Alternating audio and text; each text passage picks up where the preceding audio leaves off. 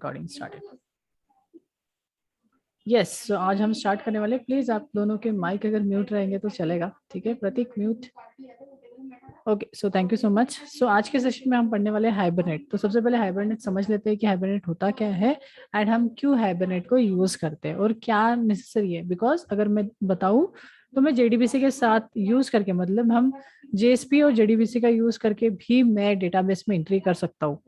Then फिर क्यों हमें हाइबरनेट चाहिए, तो मैंने एक ही रीजन बताया था उस चीज के लिए, that is called as ORM tool, that is object relational mapping. ठीक है, तो इस चीज की वजह से डेटाबेस को यूज किया जाता है। अगर आपको ये चीज नहीं पता तो सिंगल फॉर्म में अगर बोलूं तो सिंगलटन ऑब्जेक्ट का मैंने एक कंसेप्ट बताया था, उसी कंसेप्ट को यहाँ पे हम यूज करने वाले हैं हाइबरनेट में। सर इसका मीनिंग जितनी भी बार जितने भी पर्सन्स आएंगे रजिस्ट्रेशन करने के लिए, तो उन सभी के लिए एक सिंगल ऑब्जेक्ट ही यूज होगा। बहुत सारे ऑब्जेक्ट यहाँ पे क्रिएट नहीं होने वाले। यहाँ पे याद रखिए हाइबरनेट एक फ्रेमवर्क है। हाइबरनेट एक क्या है? Framework. And what is framework? कौन आंसर देगा? What is framework? Yes, what is framework? और जो कोर स्टडी है किसी चीज की, उसके ऊपर से उसका एक मतलब एड ऑन मतलब बोल सकते हैं, लाइक एडिशनल वो रहता है कि इजीली हो पाए वो चीज इजीली हो पाए, या फिर हम बोल सकते हैं रेडीमेड चीज है, इजिएस्ट फॉर्म में, रेडीमेड। है ना? हाँ, तो what is framework? Framework is nothing but a readymade architecture that is use to create the application. Same चीज हाइबरनेट भी एक क्या है? हमारा फ्रेमवर्क है जो जावा में यूज होता है और सबसे ज्यादा यूज होता है। अगर आपको डेटाबेस से रिलेटेड कुछ भी वर्क करना है तो आपको जावा में हमें हाइबरनेट लगेगा। तो आज पढ़ने वाले हम यही topic, that is called as Hibernate. तो यहाँ पे ले लेता हूँ, अगर आप वैकेंसीज ट्राई करोगे जावा से रिलेटेड तो आपको वहां पे विदाउट हाइबरनेट तो कोई भी वैकेंसी नहीं दिखेगी। मतलब छोटी सी छोटी कंपनी हो या बड़ी सी बड़ी कंपनी हो, अगर वो जावा में डील कर रही है तो एज अ डेटाबेस वो जो यूज करेंगे वो हाइबरनेट टेक्नोलॉजी यूज करेंगे। हाइबरनेट सबसे ज्यादा जो यूज होता है वो ORM टूल्स की वजह से यूज होता है। तो what is ORM tool? That is nothing but object relational mapping. You can see यहाँ पे ये वर्ड दिख रहा है आपको, देखो ORM tool. Okay, what is hibernate? Hibernate is a Java framework that is simplify the development of Java application interact with the database. मतलब जहां पे भी आपको डेटाबेस का यूज करना है, अभी तक हम JDBC API यूज कर रहे थे, अब वो API आउटडेटेड हो चुका है, मतलब वो तो यूज करेंगे ही करेंगे, बट साथ साथ में उस चीज को यूज करने के लिए हम हाइबरनेट यूज करेंगे। Why? For the ORM tools and ORM mapping भी बोल सकते हैं इसको। या और सेकेंड चीज हमारा है कि हम क्या यूज करेंगे? Singleton object. Main role तो यहाँ पे वही है कि हम सिंगल टन ऑब्जेक्ट यूज करें, ज्यादा ऑब्जेक्ट नहीं बनने चाहिए। अच्छा, बहुत सारी थेरी है, थेरी आप थोड़ा थोड़ा करके आप पढ़ना इस चीज को और समझने की कोशिश करना। मैं डायरेक्टली जा रहा हूँ प्रैक्टिकल्स पे, तो चलो चलते हैं हमारे प्रैक्टिकल्स किस तरीके से प्रैक्टिकल्स होते हैं। अगर हाइबरनेट करना है तो उस चीज के लिए आप दो तरीके से आप हाइबरनेट को यूज कर सकते हो आपके जावा एप्लीकेशन में। एक तो है XML फाइल के थ्रू, एक तो है अनोटेशंस के थ्रू। दोनों चीजें अच्छी है, ऐसा कुछ नहीं है कि सर मैं XML वाला यूज करूँ या अनोटेशंस वाला। अनोटेशंस में थोड़े कोड जो है वो थोड़े कम लिखने पड़ते हैं एंड XML में हमें थोड़े कोड ज्यादा लिखने पड़ते हैं। दोनों चीजें देखेंगे और फिर हम समझेंगे कि किस तरीके से होता है। आर्किटेक्चर वगैरह जो थ्योरी वाला चीज है वो मैं आपको फिजिकल जब ऑफलाइन क्लास होंगी तब मैं आपको बता दूंगा। सो कैसे क्रिएट किया जाए हमारा हाइबरनेट का फर्स्ट प्रोजेक्ट, किस तरीके से हम हाइबरनेट को यूज करेंगे हमारे एप्लीकेशन के अंदर।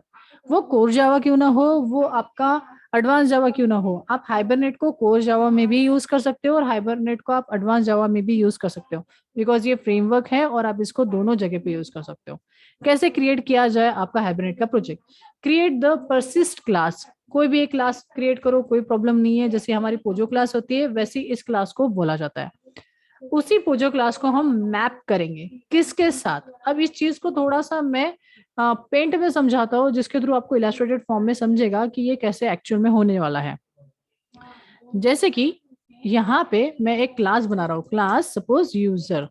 अच्छा, इसको थोड़ी देर के लिए साइड रखता हूँ और मैं पहले टेबल की बात कर लेता हूँ। तो मैं यहाँ पे एक टेबल बना दे रहा हूँ। सो यहाँ पे ये हो गया टेबल, ठीक है। अब टेबल को होते हैं कुछ कॉलम्स और होते हैं टेबल को कुछ रोज। तो यहाँ पे मैं ये सपोज 3 कॉलम का एक टेबल बना देता हूँ। सो this is first column, this is second column and this is third column. Okay, ये जो टेबल है इसका नाम रख देता हूँ suppose user TBL, that is nothing but a table. तो ये मैंने MySQL के अंदर सपोज करो कि ये एक टेबल बना के रखा है। कौन से कॉलम है? सपोज यहाँ पे एक आईडी है यूजर के पास, यूजर का नेम है, एंड यूजर के पास यूजर का सपोज एड्रेस है। कुछ दूसरा भी कुछ ले सकते हो, बट यहाँ पे बेसिकली 3।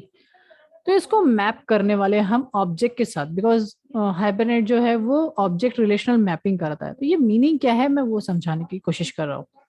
अब यहाँ पे मैंने क्लास बना दिया, क्लास के अंदर मैंने इन टाइप का क्या बना दिया? आईडी। सेकेंड मैंने नेम बनाया, नेम किस टाइप का बनाऊंगा? String name. और क्या है? एड्रेस। तो ये भी हमारा क्या है? स्ट्रिंग टाइप का है, तो मैं यहाँ पे लिख लेता हूँ एड्रेस। तो क्या हो गया?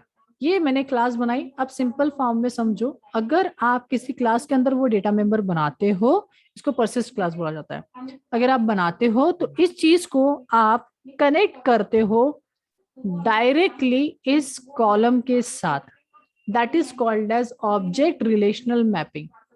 और इस नेम को इस कॉलम के साथ, और इस कॉलम को इस डेटा मेंबर को इस कॉलम के साथ।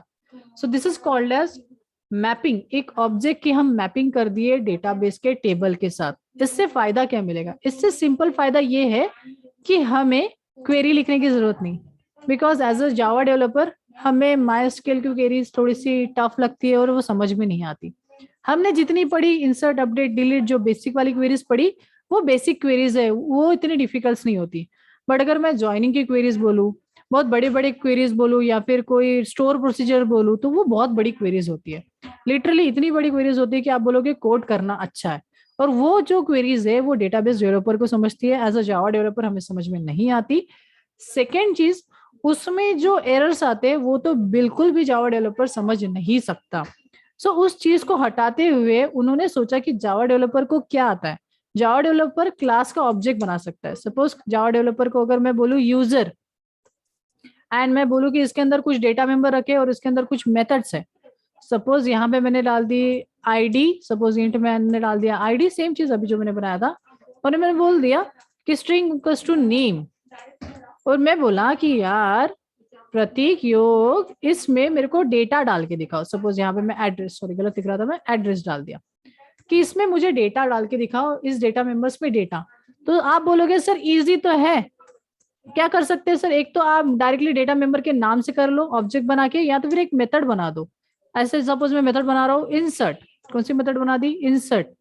और यहाँ पे आप क्या कर लो सर, यहाँ पे एक तो स्कैनर क्लास ले लो, या तो फिर आप डायरेक्टली आर्गुमेंट से भी कर सकते हो। तो कैसे करेंगे हम?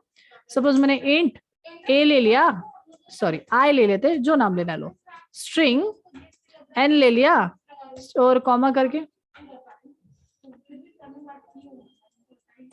स्ट्रिंग, और एड्रेस के लिए ए ले लिया, ऐसा करके। और मैंने क्या किया, ये मेथड जहाँ पे कॉल करूंगा उसमें मैं वैल्यूज डालूंगा और उस चीज को यहाँ पे कॉल करूंगा। कैसे? तो जो भी आईडी में आई में है उसको आईडी में डाल दूंगा, जो भी चीज एन में है उसको नेम में डाल दूंगा। अब ये चीज समझती है कि नहीं समझती है, थोड़ा सा आप बता सकते हो एक्नॉलेजमेंट। ये समझता है क्या कर रहा हूं मैं? यस, ये वाली चीज समझ रही है ना? बेसिक है ये। हमने क्या किया, क्लास बनाया, कुछ डेटा मेंबर्स बनाया, एक मेथड बना दी जिसका नाम रख दिया इंसर्ट। अब समझिए कि अगर ऐसा हो कि अगर आपने सिर्फ डेटा मेंबर में अगर डेटा डाल दिया तो ऑटोमेटिकली डेटाबेस के टेबल में एंट्री हो जाए, तो आप बोलोगे सर ये तो मैजिक ही हो गया।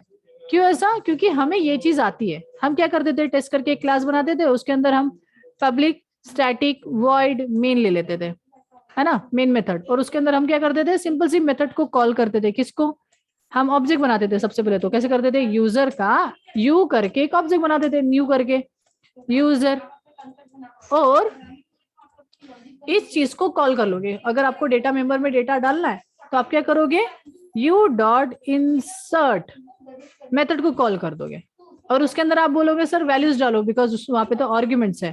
तो वहां पे हम क्या डालेंगे, वैल्यूज डाल देंगे। जैसे मैंने बोल दिया राम, यहाँ पे राम डाल दिया, देन कॉमा करके क्या था, एड्रेस था। सपोज मैं डाल देता हूँ पुणे या फिर नागपुर, तो ये हो गया मेरा एड्रेस। और अगर मैं बोलूँ कि ये आपने कर दिया मतलब ही डेटाबेस में एंट्री हो गई, तो ये तो बहुत सही बात हो गई सर, ये तो बहुत इजी हो गया, बिकॉज मुझे अभी डेटाबेस रिलेटेड कोई भी क्वेरी नहीं लिखनी है, बस और बस मेथड को कॉल करना है और ऑटोमेटिकली डेटाबेस में वो एंट्री हो जाएगी। So that is the beauty of hibernate. Hibernate में आपको सिर्फ और सिर्फ जावा का ही कोड लिखना पड़ता है, वहां पे आपको कोई एसक्यूएल की क्वेरी लिखने की जरूरत नहीं है। जो भी आप क्लास के ऑब्जेक्ट के साथ करोगे, अगर क्लास के ऑब्जेक्ट के साथ इंसर्ट वाली क्वेरी चलाओगे, मतलब इंसर्ट करने की कोशिश करोगे तो इंसर्ट हो जाएगा। अगर आप डिलीट या फिर रिट्रीव करने की क्वेरी करोगे, मतलब मेथड लिखोगे, तो वो डिलीट हो जाएगा या फिर रिट्रीव हो जाएगा। सो इज दैट मीन यहाँ पे सारी चीजें जैसे हम करते थे नॉर्मली वैसे ही। तो चलिए एक बार मैं करके भी दिखा देता हूँ।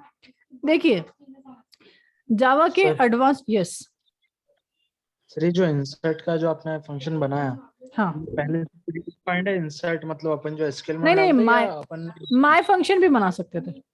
मैं यहाँ पे डेटा जो इंसर्ट का ऑपरेशन कर रहा हूँ, इसलिए मैंने बताया इंसर्ट। हाँ, अगर मुझे रिट्रीव करना होता तो मैं रिट्रीव लिख देता था। ऐसा कुछ कंपलसरी नहीं है कि सर सेम ही नाम रखना है क्या, नहीं नहीं नहीं, आपके ऊपर है, आपको जो रखना है। वहां पे ऑपरेशन इंसर्ट का हो रहा था, इसलिए मैंने इंसर्ट रखा है। सो हम जो जावा में कोड करते थे वैसा ही कोड रहेगा, सिंटेक्स सेम, सब कुछ सेम। ओके प्रतीक समझा?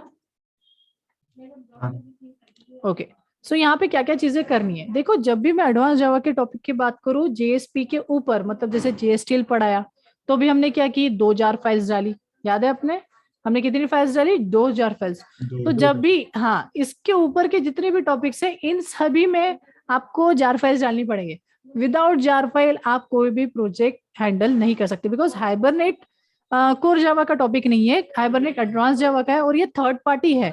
हाइबरनेट को जो है वो ओरेकल वगैरह फाउंडेशन ने मिलके बनाया, अकेले किसी ने नहीं बनाया, ये किसी की अकेले की जागीर नहीं है, ठीक है। सो वो तो जिसने बनाया था उसी का नाम हाइबरनेट था, तो ये उसके नाम के ऊपर रखा हुआ है। अजीब सा नाम था। हाँ वो कुछ तो फॉरेन बेस्ड है तो इस वजह से। हाँ सबसे पहले हमें क्या करना है, जार फाइल्स लोड करना है। अब कैसा है कि जार फाइल्स ढूंढना बहुत डिफिकल्ट है, यूज करना डिफिकल्ट नहीं है। यहाँ पे जो टास्क है वो ढूंढना डिफिकल्ट है। यहाँ पे हमें दिख रहा है वेबसाइट में, जावा डिपार्टमेंट में डायरेक्टली लिंक दिख रही है कि यार हाइबरनेट का मिल जाएगा, और देखो हाइबरनेट का पूरा जार फाइल दे दिया। अब भाई ऐसा है कि ये तो चल जाएगा, बट आपका कनेक्शन यूआरएल जो अपना जेडीबीसी का एपीआई होता है ना, वो करेक्ट रखना, ठीक है। यहाँ पे अराउंड 15 MB की हाइबरनेट की फाइल है, बट अगर मैं बात बताऊं तो इसकी जार फाइल चलेगी नहीं चलेगी कोई गारंटी नहीं है। सो वी ट्राई, ओके, मेरे पास मेरी खुद की जार फाइल है, बट इन फ्यूचर डाउनलोड करना that is a difficult task. ये जार फाइल्स मिलती नहीं है। सर ऐसा क्यों बोल रहे हो, बिकॉज एक जार फाइल नहीं है ना, जीएसटीएल के वक्त 2 जार फाइल्स डाली थी हमने, याद है। बट यहाँ पे आपको बहुत सारी जार फाइल्स डालनी पड़ती है, और वो जार फाइल्स हमें अवेलेबल होनी चाहिए। सो यहाँ पे सिंपली मैं जा रहा हूँ नोट्स में, और मैं मेरी जार फाइल्स डाल रहा हूँ, वो वेबसाइट की डालने से अच्छा, बिकॉज मुझे रिलाई नहीं है, ज्यादा टाइम वेस्ट करने से अच्छा मैं हाइबरनेट की, मैं शेयर कर दूंगा मेरी jar files, you can see hibernate jar files.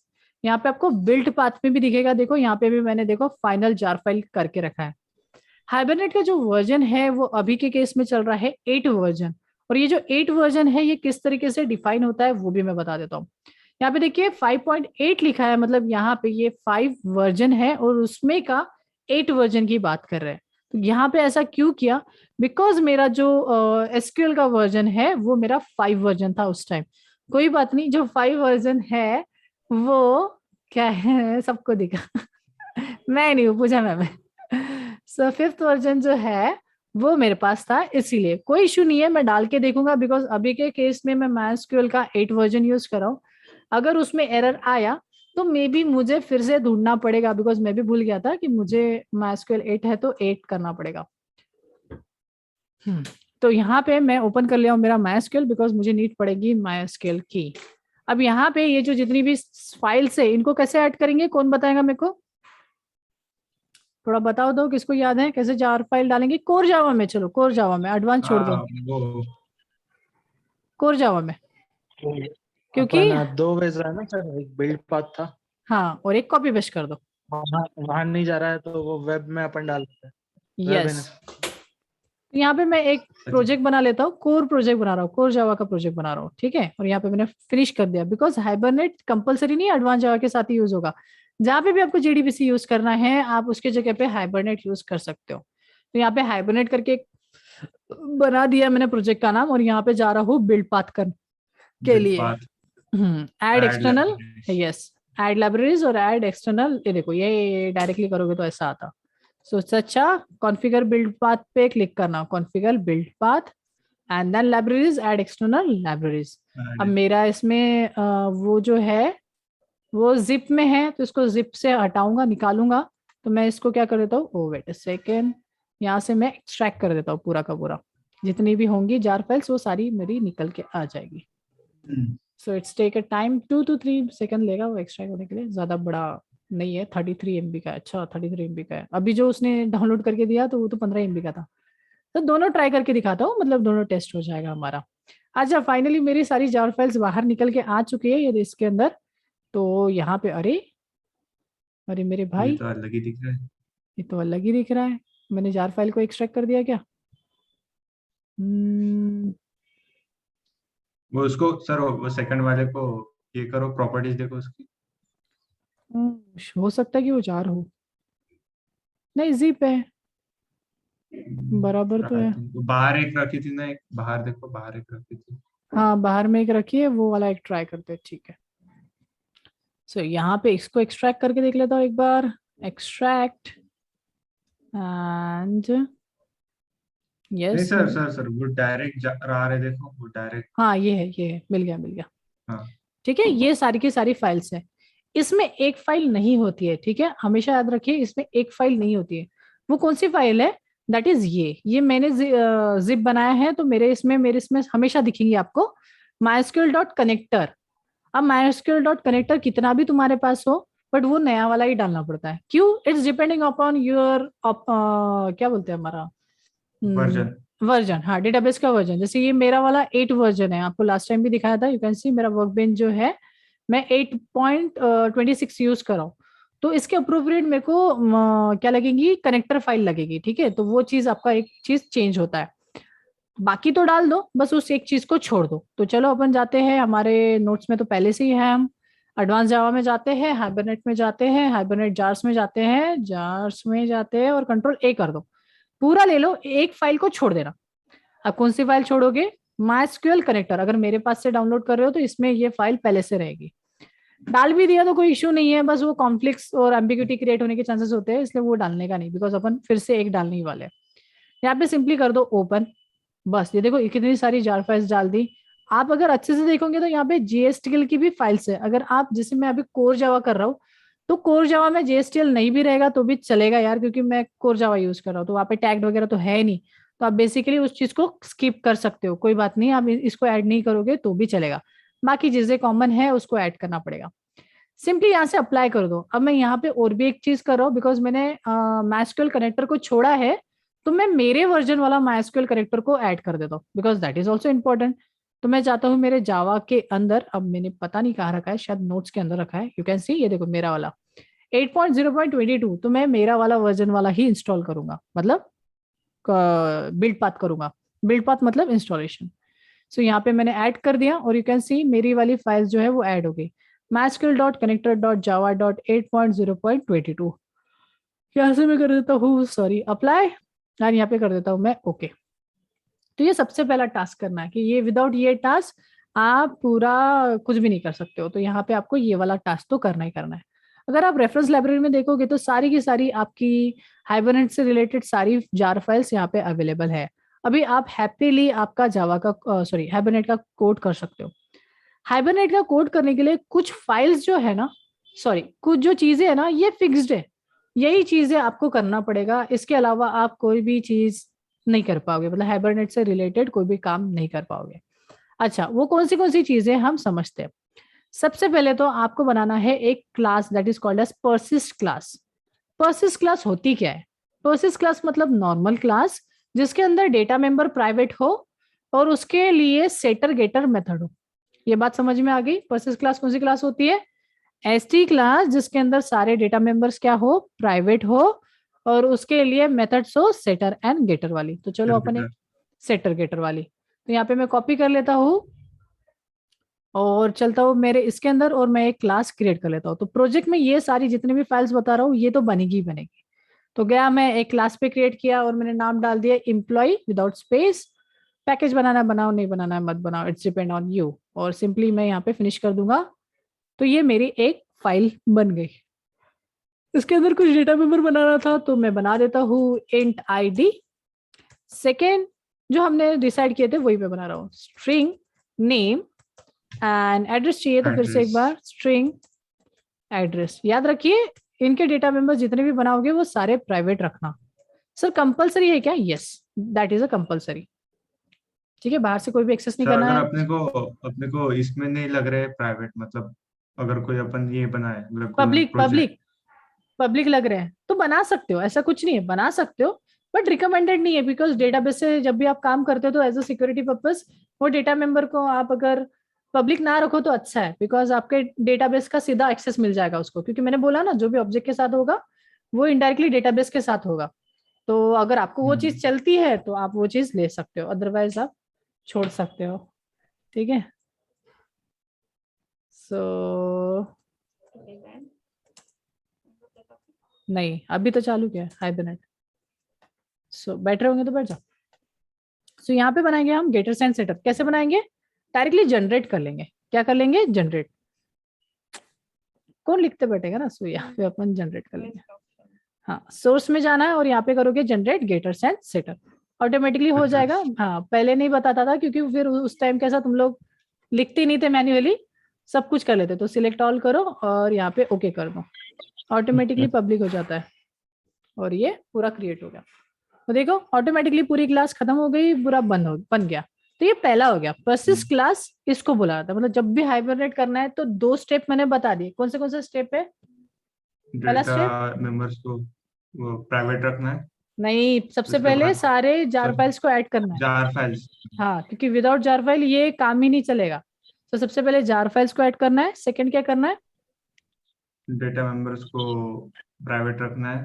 Yes, उसके एक बाद क्लास गेटर बनानी है। Set setters. Getter yes, setter method getter उसमें सेटअप होना बनाना। चाहिए। यस, मतलब एक क्लास बनानी है जिसको पर्सिस्ट क्लास बोलते हैं और उसके अंदर सारे डेटा मेंबर्स प्राइवेट और उसके अंदर की मेथड जो है वो क्या होना चाहिए? पब्लिक होना चाहिए। ओके ओके, तो ये हो गया हमारा पहला स्टेप। सेकेंड स्टेप क्या है? सेकेंड है कि हमें क्रिएट करना है mapping file for persist class. जो हमने अभी पर्सिस्ट क्लास जो बनाई है उसके लिए एक मैपिंग फाइल बनानी है, मैपिंग वाली।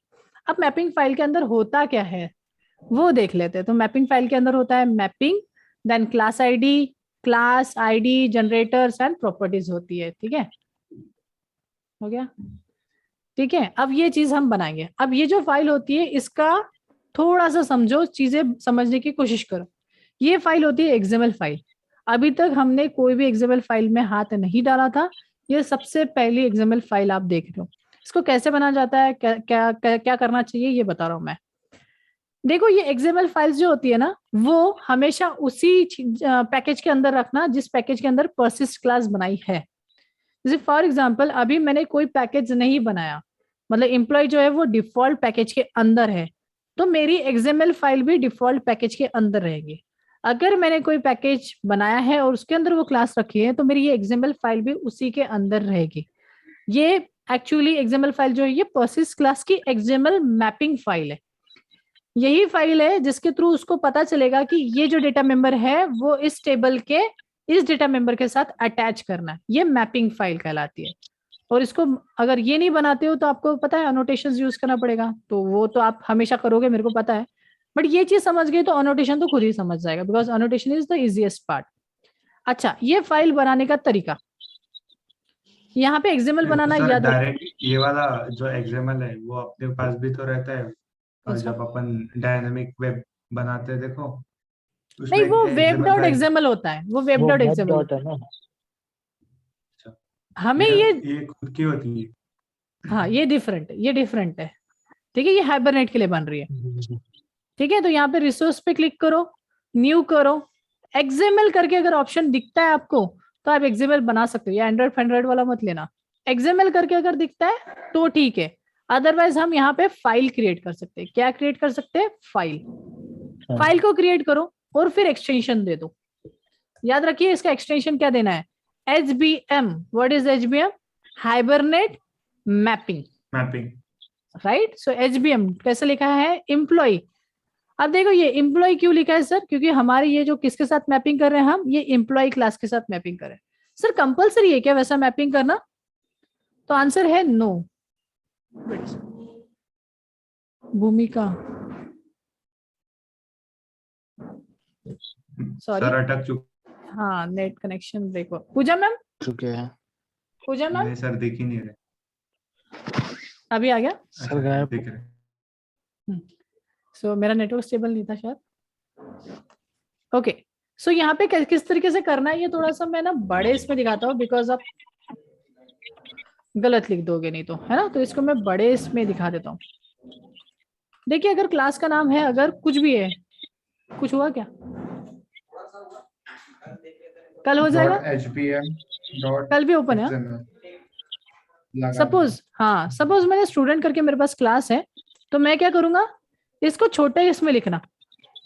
सर कंपलसरी क्या, तो नहीं, आंसर है नहीं, कोई कंपलसरी नहीं है, ठीक है। बट ये चीज कंपलसरी है, दैट इज HBM XML। तो सर फिर हमने नाम क्यों सेम रखते हैं, जो क्लास का नाम है और ये जो मैपिंग का नाम है, बिकॉज इन फ्यूचर अगर मैं वो प्रोजेक्ट को ओपन करूँ तो मुझे समझना चाहिए कि कौन से क्लास के साथ कौन सी मैपिंग है, फाइल का नाम देखते ही।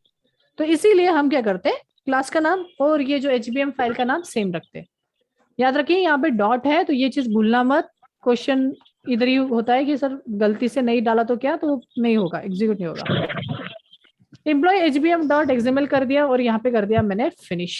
तो आप देख रहे होंगे, देखो XML फाइल्स कभी भी पैकेज के अंदर नहीं दिखती, सो डोंट वरी, ये बाहर दिख रही है तो कोई प्रॉब्लम नहीं है। देखो आपको दिख रहा होगा कि ये पैकेज के बाहर है, डोंट वरी, आपने क्रिएट कर दिए, ये प्रॉपरली उसी जगह पे क्रिएट होंगे। अच्छा इसको ओपन करो, इसमें लिखना क्या है, सिंटेक्स एग्जैक्ट सेम होता है तो डरने की बात नहीं, आप ये वाला सिंटेक्स ले सकते हो। बट याद रखिए थोड़ी सी चीजें चेंज करनी पड़ती है, तो मैं बताता हूँ क्या चीजें हमें चेंज करना है।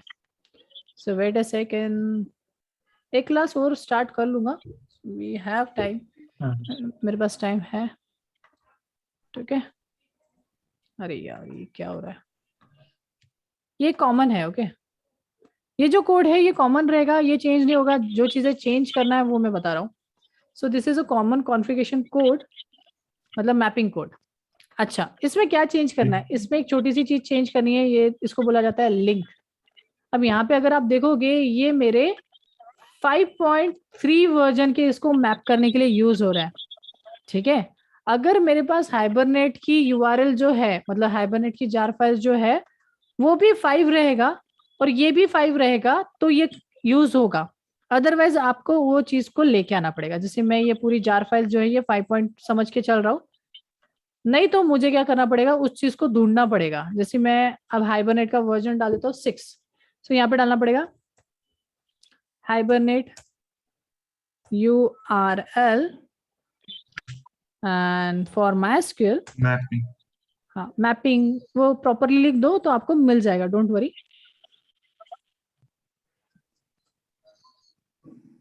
कोई भी कोड से उठाना है और लगा के देखना है, ठीक है। अब वो लग गया तो आपका, नहीं तो फिर दूसरे इधर जाके और ढूंढना है।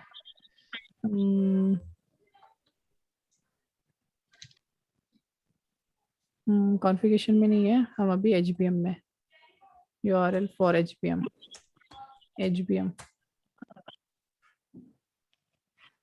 कहीं भी चले जाओ, बहुत सारी वेबसाइट्स होती है, उसमें से उठा के डालना है और लगा के देखना है। ऊपर के इसमें जाओ सर, ऊपर के इसमें आई थिंक हो सकता है, फर्स्ट वाले इसमें वो CFG.XML क्या है सर? कॉन्फ़िगरेशन फाइल, अभी वो बनाने के अपन, इसके बाद तो वही फिर बनाएंगे इसमें अपन। नहीं होगा, इसमें नहीं अभी तो होगा मैपिंग होगा ना पहले। फिर उसमें पहले जो मैपिंग मैं देन भी कॉन्फ़िगरेशन। मैं भी देख ही लेता हूँ ना। फिर से यहाँ पे लाके पटका, ठीक है कोई इशू नहीं है। अगर अपने इसमें एरर आता है तो फिर मैं चेंज कर दूंगा तो आपको दिख जाएगा, ठीक है। अदरवाइज थोड़ा सर्च करना पड़ता है, वो थोड़ी मेहनत वाला काम है। आपको आयता मिल रहा है क्योंकि अगर मैं टेस्ट कर लिया तो ऑफकोर्स बात है आपके इसमें कोड में भी चलेगा वो चीज, ठीक है। सो आते हैं बैक टू द टॉपिक। अब यहाँ पे क्या क्या चीजें करना है, सबसे पहले होता है कि यहाँ पे होता है हाइबरनेट मैपिंग। देखो सबसे पहले हमने क्या किया है, कौन सा टैग ओपन किया है, ये तो फिक्स है यार, ये वाला फिक्स है, ये वाला पोर्शन फिक्स है। ये URL ढूंढ के लाना पड़ता है कि आपका ये मैपिंग काम करेगा नहीं करेगा, कौन से वर्जन का यूज कर रहे हो हाइबरनेट उसके ऊपर है। अब 5 ही यूज कर रहा हूँ और मेरे पास भी जार फाइल शायद से 5 की ही है, नहीं होगा तो मैं ढूंढूंगा, उसका कोई इशू नहीं है। यहाँ पे देखो ये वाली चीज, सबसे पहले मैपिंग टैग ओपन किया, मैपिंग टैग को क्लोज किया, hibernate mapping open, hibernate mapping close. इसके अंदर सबसे पहले होता है क्लास का डिक्लेरेशन कि आपकी क्लास कहाँ पे है। अब मेरी जो एम्प्लॉय क्लास है किसी पैकेज के अंदर नहीं है, यू कैन सी मेरी फाइल जो है डायरेक्टली डिफॉल्ट पैकेज के अंदर है, तो मैं ये पैकेज नेम हटा दूंगा। शायद से उसने जो प्रोजेक्ट बनाया था तो ये उसका पैकेज नेम होगा इतना बड़ा, तो मेरे इसमें नहीं है तो मैंने डायरेक्टली बता दिया। सेकेंड, टेबल का नाम बताया जाता है, तो यहाँ पे मेरे पास कोई टेबल नहीं है, तो सबसे पहले तो मैं टेबल बना लूं, बिकॉज उसके साथ मैपिंग होने वाली है। तो मुझे क्या करना पड़ेगा, मेरे डेटाबेस के अंदर जाके टेबल बनाना पड़ेगा। अच्छा, अरे एक ब्यूटी और भी है, आप हाइबरनेट के थ्रू भी टेबल क्रिएट कर सकते हो, जो चीज हम जेडीबीसी के थ्रू नहीं कर सकते थे। जेडीबीसी के थ्रू हमें मैन्युअली टेबल बनाना पड़ता था, याद है क्या? डेटाबेस थ्रू टेबल खुद बना के आते थे। हाँ सर। अभी भी मैं वही कर रहा हूँ एक्चुअली, देखा जाए तो मैं मैन्युअली जाके एक टेबल बना रहा हूँ जिसका नाम एम्प्लॉय रखूंगा। सो यहाँ पे मैं एस्ट्रिक डीबी ले लेता हूँ, कोई इशू नहीं है, इस डेटाबेस को अपन एक्सेस करेंगे।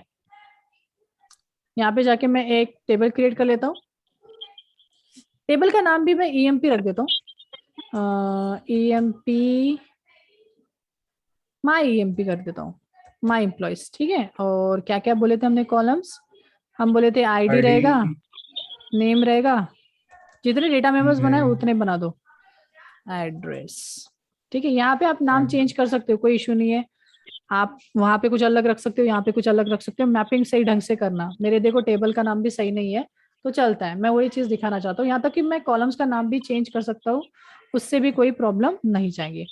सिंपली यहाँ पे अप्लाई करके हम ये टेबल को क्रिएट कर लेंगे फायर करके। सो इसमें क्वेरी भी लिख सकता था, पर क्या इतना टाइम जाएगा वो। सो ये कर देते फिनिश। हाँ, वो अपना काम नहीं है, वो डेटाबेस डेवलपर करेगा, ठीक है। तो यहाँ पे देखो, हाँ फुल स्टैक है तो करना पड़ेगा, फुल स्टैक है तो करना पड़ेगा। अब देखो मेरा ये डेटाबेस क्रिएट हो गया, डेटाबेस तो ऑलरेडी क्रिएटेड था, टेबल क्रिएट हो गया, that is ID name and address. अभी फिलहाल कोई एंट्री नहीं है, हम इसमें एक एंट्री डालेंगे बाय यूजिंग हाइबरनेट। वापस चलते हैं, अब हमने बना दिया है तो हमारे इसका नाम, टेबल का नाम है माई ईएमपी, तो मैंने दे दिया मेरा जो टेबल का नाम था वो। सेकेंड होता है कि अभी टेबल के अंदर के कॉलम्स का नाम होता है।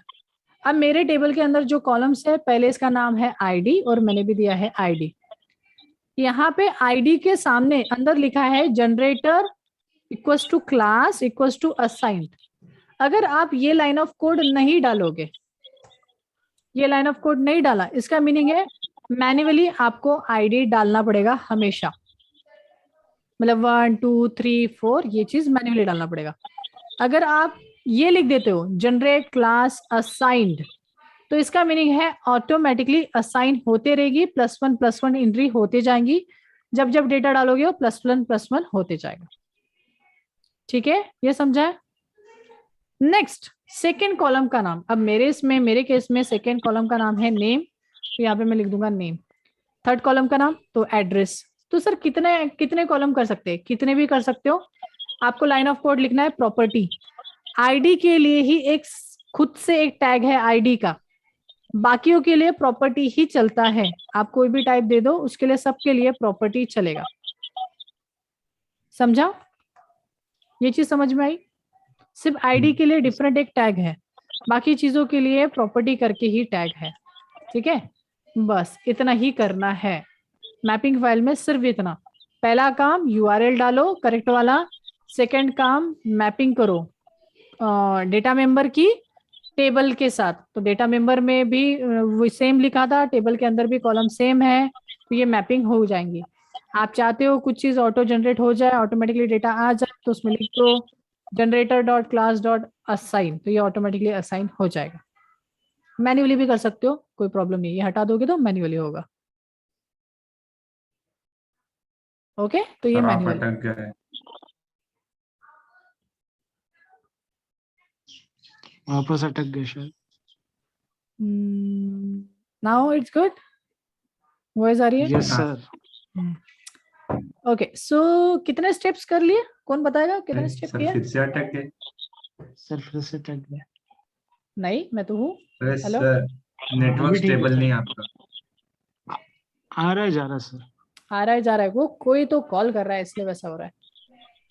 अच्छा Okay. हो गया। सो कितने स्टेप्स कर लिए अभी तक हाइबरनेट के लिए, याद रहेगा? क्या क्या किया? हाँ सर। पहले रुको, मैं पहले बताता हूँ, उसके बाद तुम बताओ। हाँ। यो चलेगा, जल्दी 1 मिनट बचा है। हाँ, अच्छा हम्म पहले ये करना है, जार फाइल्स डालना है, हम्म उसके बाद डेटा मेंबर को प्राइवेट रखना है, उसके बाद सेटर गेटर ये करना है, इंपोर्ट करना है। पहले तो क्लास बनानी है। उस क्लास को हाँ, क्या बोलते हैं? क्लास तो persistent ऑब्वियस है, बस हाँ persistent क्लास तो हाँ, persistent परसिस्टेंट क्लास क्लास बनानी है। बनानी है। हाँ उसके बाद डेटा मेंबर जो होते हैं वो प्राइवेट रखने हैं क्योंकि सिक्योरिटी के लिए। हाँ, उसके बाद सेटर्स एंड गेटर्स लगाना है। बहुत बढ़िया। उसके बाद ये HBM मैपिंग फाइल डॉट बनानी है। XML yes, mapping file XML बनानी फाइल है। बनानी है, हाँ बराबर। और उसके उसके बाद अंदर क्या करें? CFG फाइल बनाए। अच्छा, नहीं, उसके मैपिंग के बाद अंदर क्या करना है? मैपिंग के उसके अंदर अंदर वो ये यूआरएल डालना है सर पहले तो। URL हाँ, करेक्ट सबसे वाला पहले तो डालना है। यूआरएल डालना है। हाँ, हाँ, उसके बाद वो हाइबरनेट मैपिंग, हम्म उसके चे- अंदर आईडी में Hibernate अपने में को एक नेम वैल्यू असाइन करके हाँ, ये तो एक सबसे पहले जनरेटर हम क्लास डालना टेबल, सबसे पहले क्लास को टेबल। हम टेबल। मैप करेंगे टेबल के साथ, है ना? फिर हाँ हमारे जो अगर हाँ आईडी हमने यहाँ पे भी डेटा मेंबर में भी सेम लिखी है और वहां पे भी सेम लिखी है तो ठीक है, ठीक है। नहीं तो यहाँ पे कॉलम करके लिखेंगे और कॉलम का नाम बताएंगे, ठीक है। अगर डिफरेंट है तो मेरे केस में मेरे एम्प्लॉय क्लास के अंदर जितने डेटा मेंबर है उनका भी नाम प्रॉपर है और टेबल के अंदर का भी इसका नाम प्रॉपर है, तो मुझे यहाँ पे मैपिंग करने की जरूरत नहीं है, वो ऑटो मैपिंग हो जाएगी। अदरवाइज मुझे लिखना पड़ता था नेम इक्वल्स टू आईडी और कॉलम इक्वल्स टू कॉलम का नाम, अगर चेंज होता था तो। ठीक है, जैसे मैंने यहाँ पे डेटा मेंबर में आईडी लिया है और उधर में माई आईडी लेता था या फिर ईएमपी आईडी देता था, तो मुझे लिखना पड़ता था यहाँ पे कॉलम और उसमें लिखना पड़ता था ईएमपी आईडी करके, क्योंकि वहां पे मैप करना पड़ता था, यहाँ पे करने की जरूरत नहीं है। ओके, हाँ चलो, मतलब यहाँ तक सर, हमें तो समझ यहाँ गया। पे पहली आईडी है, पहली आईडी मतलब